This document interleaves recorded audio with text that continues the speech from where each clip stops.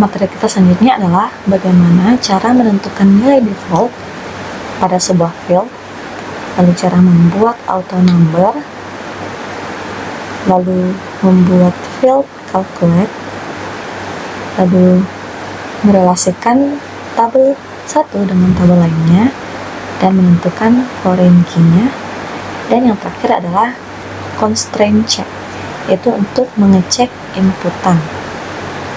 Nah, di sini kita akan mulai dengan materi kita yang pertama, yaitu mendefinisikan nilai default pada suatu field dalam tabel. Nah, misalnya kita membuat tabel baru, misalkan tabel dosen. Oke, di mana kode dosennya kita akan ubah. Yang awalnya kalau mahasiswa itu kita gunakan char, yang berarti kita mengisi sendiri NPM-nya. Nah, di sini kita mau kode dosennya, fieldnya dijadikan auto number. Untuk membuat auto number di SQL Server, kita gunakan int identity. Lalu buka kurung. Nah, kita akan mulai dari angka keberapa? Misalnya kita mau mulai dari 1000. Maka kita ketikkan 1000, lalu koma. Nah, dia akan increase berapa angka antara satu data dengan data lainnya. Jadi kita tambahkan 1, berarti dari 1000 ke 1001, 1002, 1003, dan seterusnya sampai data terakhir. Nah, kode dosen ini akan kita jadikan primary key. Terlebih dahulu kita sebutkan dulu constraint-nya. Dan tipe kuncinya adalah primary key. Selanjutnya kita masukkan nama dosen dengan tipe data varchar size 30. Nah, kita akan masuk ke nilai default. Misalnya di sini kita akan masukkan field tempat lahir dengan tipe varchar 25, di mana kita akan men-set tempat lahir ini defaultnya adalah Pontianak.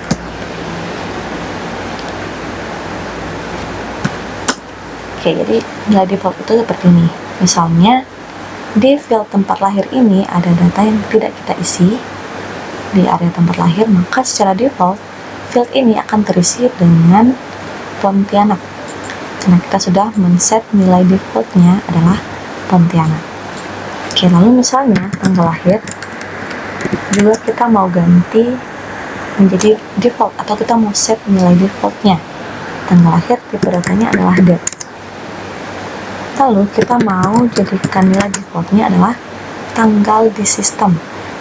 Karena kita mau mengambil tanggal di sistem, maka kita gunakan get date. Dan kita mau mengambil tanggal hari ini atau tanggal yang ada di sistem. Jika sudah, ini tinggal kita execute saja. Oke, maka bisa kita lihat di area tabel akan ditambahkan satu tabel baru, yaitu tabel dosen, di mana kolomnya adalah seperti ini. Ada kode dosen, nama dosen, tempat lahir, dan tanggal lahir. Nah, untuk pengisian field-field ini, untuk field yang bertipe auto number itu tidak perlu kita isikan secara manual lagi, karena namanya saja sudah auto number. Inputannya atau recordnya atau isiannya itu otomatis akan terisi. Dan karena itu saat kita melakukan insert into dalam tabel dosen, maka kita harus mendefinisikan field-field apa saja yang akan kita isi. Di sini kode dosen sudah tidak bisa kita isi karena fieldnya berupa auto number. Maka kita isi nama dosen. Nah, misalnya kita isi saja dulu nama dosen, satu field saja. Karena kode dosen ini tipenya auto number, otomatis terisi. Tempat lahir, ada nilai defaultnya Pontianak. Jika misalnya kita tidak isi field ini, maka secara otomatis sistem akan menambahkan record Pontianak ke dalam field tempat lahir. Begitu juga dengan tanggal lahir. Tanggal lahir akan diisi tanggal hari ini yang ada di sistem kita atau di laptop kita. Di sini kita hanya akan menambahkan record nama dosen saja. Oke, jadi misalnya kita tambahkan satu data ke dalam tabel dosen. Kita lihat hasilnya.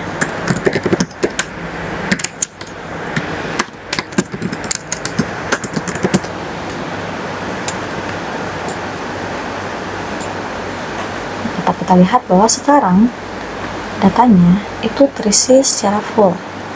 Padahal di sini yang kita isi hanyalah si nama dosen, yaitu berita.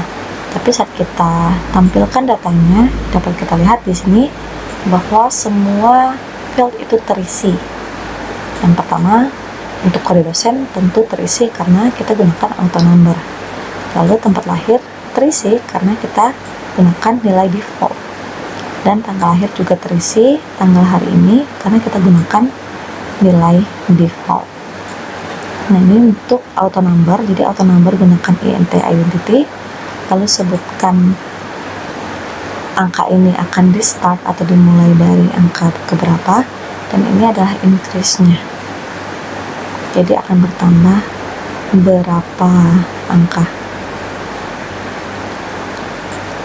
Lalu untuk default penulisannya seperti ini, sebutkan dulu nama fieldnya, lalu tipe datanya, lalu kita gunakan default dan masukkan nilai defaultnya. Kalau kita mau menggunakan tipe data date dan akan menggunakan tanggal hari ini sebagai nilai default, maka kita bisa gunakan yang namanya get date. Oke, itu sudah dua materi, nilai default dan auto number. Sekarang kita masuk ke calculate field. Nah, jadi misalnya di sini yang bisa kita hitung-hitung adalah tanggal lahir.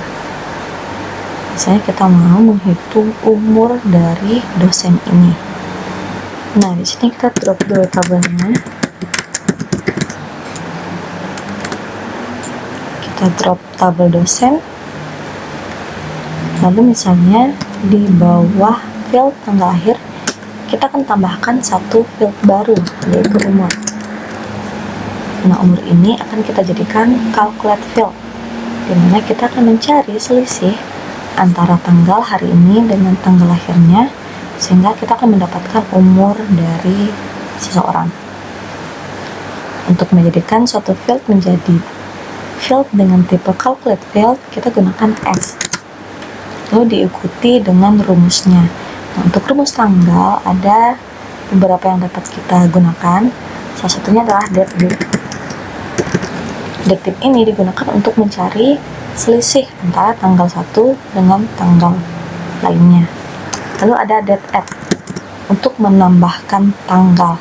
Misalnya tanggal ini ditambahkan 7 hari, atau tanggal ini ditambahkan 30 hari, atau tanggal A ditambah dengan tanggal B. Kita bisa gunakan date add. Karena kita akan mencari selisih antara tanggal hari ini dengan tanggal lahir dari dosennya, maka kita gunakan date. Buka kurung, lalu di sini akan ada interval. Nah, di interval ini untuk menampilkan hasil dari perhitungannya, apakah ditampilkan dalam bentuk tahun, bulan, ataupun hari. Karena kita perlu tahun, maka kita gunakan year. Lalu starting date-nya, jadi kita akan mulai dari tanggal yang paling lampau. Karena tanggal hari ini itu adalah tanggal yang paling baru dan tanggal lahir merupakan tanggal yang lampau, maka kita gunakan tanggal lahir, field tanggal lahir sebagai starting date-nya atau tanggal mulainya. Lalu ending date-nya adalah tanggal terakhirnya, itu adalah tanggal hari ini. Nah, kita akan mengambil tanggal dari laptop atau komputer kita. Oke, jadi seperti ini umur. Lalu S menandakan dia sebagai calculate field.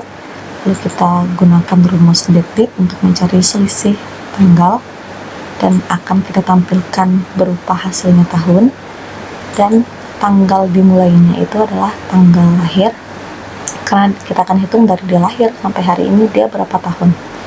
maka starting date-nya adalah tanggal lahir dan date terakhirnya adalah tanggal hari ini. Jika sudah, kita tutup kurung. Nah, tadi si dosen sudah kita drop. Sekarang kita execute. Sudah berhasil, tidak ada masalah dengan calculate field-nya. Kita akan coba masukkan data ke dalam tabel ini. Tapi di sini yang akan kita isi recordnya adalah field nama dosen dan tanggal lahir. Oke, namanya masih gunakan yang sama, lalu tanggal lahirnya. Nah, untuk pengisian tanggal lahir tipe yang tanggal itu dimulai dari tahun agar lebih mudah perhitungannya. Misalnya kita mulai dari tahun 2000, tanggal dan bulan sama dengan hari ini. Jadi 23 Maret tahun 2000 dia lahirnya. Maka jika kita hitung sampai ke tahun ini, maka si Prita saat ini umurnya adalah 21 tahun. Dari tahun 2000 ke tahun 2021 itu umurnya adalah 21 tahun. Nah, ini untuk date. Nah, misalnya kita gunakan lagi nih date at misalnya. Ini kita coba drop lagi dan kita akan tambahkan calculate field lainnya. Misalnya kita tambahkan satu lagi field, tanggal mulai kerja, date, tanggal mulai kerja. Lalu misalnya akan ada kontrak dalam 1 bulan, misalnya berarti 30 hari, maka tanggal dia selesai kita bisa gunakan date at untuk menambahkan tanggal. Intervalnya adalah hari. Oke, jadi intervalnya bisa day, bisa month, bisa year. Seperti ini aja deh, kita gunakan month. Jadi kontraknya 1 tahun kerja misalnya, maka tanggal mulai, misalnya dia mulainya bulan 10, maka kontraknya juga sampai bulan 10 tahun depan. Nah, kita tambahkan dalam bentuk bulan, lalu kita coba ulang lagi biar nampak di intervalnya adalah month, lalu increment int-nya. Jadi kita mau tambahkan dia dalam berapa bulan. Di sini kita tambahkan 12 bulan. Lalu koma, tanggal yang akan kita tambahkan. Karena yang akan kita tambahkan adalah si tanggal mulai, maka masukkanlah tanggal mulai. Seperti ini, kita coba execute tabel dosen dan kita tambahkan satu field lagi, yaitu tanggal mulai. Dimana tanggal mulainya adalah tanggal hari ini. Nah, kita jadikan get date saja untuk defaultnya.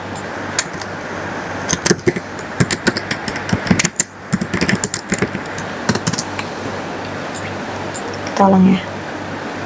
Kita drop lagi tabel dosen, lalu kita execute ulang. Nah, di sini cukup 2 saja karena si tanggal mulai sudah ada nilai defaultnya. Kita cek. Untuk date at, tanggal mulainya adalah tanggal hari ini dan tanggal selesai kontraknya adalah 12 bulan setelah tanggal hari ini. Maka tanggal selesainya adalah tahun 2022 bulan 3 tanggal 23. Oke, jadi detik ini kita gunakan untuk mencari selisih antara tanggal satu dengan tanggal lainnya. Date untuk menambahkan tanggal bisa berupa hari, bisa berupa bulan, dan bisa berupa tahun. Selain untuk tanggal, calculate field ini bisa untuk yang lain juga, misalnya untuk perhitungan matematika sederhana, kali, bagi, tambah, kurang. Jadi untuk menjadikan suatu field menjadi tipe calculate field, kita sebutkan nama fieldnya, lalu tuliskan S, lalu masukkan calculate field-nya.